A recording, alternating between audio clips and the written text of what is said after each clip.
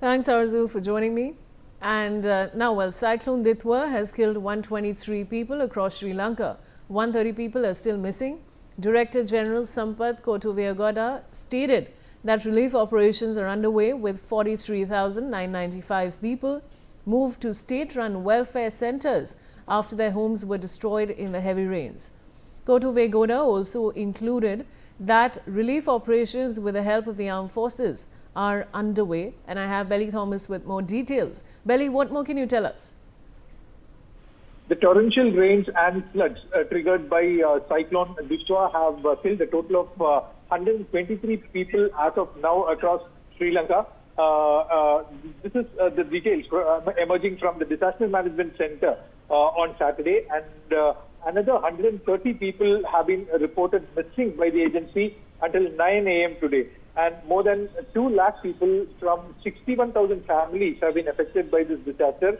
However, the central province's Kandy relief officials said the death toll could be much higher, as the toll in the Kandy district itself had reached more than 50 by late Friday night and remained unverified officially until today morning. Badulla in the Central Hills is another district badly hit by landslides, with many people missing and over 35 dead. The flooding situation in low-lying areas worsened on Saturday, prompting authorities to issue evacuation orders for those living along the banks of the Kelani River, which flows into the Indian Ocean from Colombo. The Kelani burst its banks on Friday evening, forcing hundreds of people to move to temporary shelters. And the weather update is that the rains have subsided in most part of the island country, including the capital, but the parts of the island north were experiencing showers due to the residual effects of Cyclone Ditwah. The weather system is moving away from the island towards the neighboring India, and the Weather Bureau said more rains over 200 millimeters were expected to fall, although Ditwah may exit the island by late Saturday. Sri Lanka is facing one of its worst disasters, as cyclonic storm Ditwah had wreaked havoc, causing floods and landslides that left a trail of destruction and damage to infrastructure. Vaishali.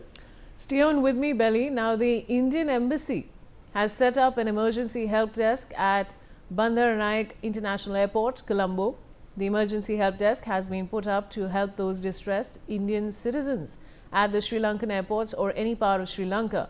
The High Commission of India is providing all required assistance, including food and water, to Indian passengers stranded at the Bandaranaike International Airport.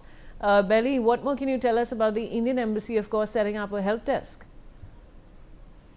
Like I said, Vaishali, the Indian Embassy has set up an helpline there. Besides that, there is this Operation Sagar Bandhu that was launched by the Indian Navy since Friday. So the Operation Sagar Bandhu in order to assist Sri Lanka in its hour of crisis, and the first tranche of relief materials was handed over after the consignments were transported by the Indian Navy's aircraft carrier INS Vikrant and frontline ship INS Udaygiri to the island nations. The Indian Air Force on Saturday had delivered 21 tons of relief material along with 80 NDRF personnel and 8 tons of equipment to Sri Lanka to assist those displaced by this devastating flood.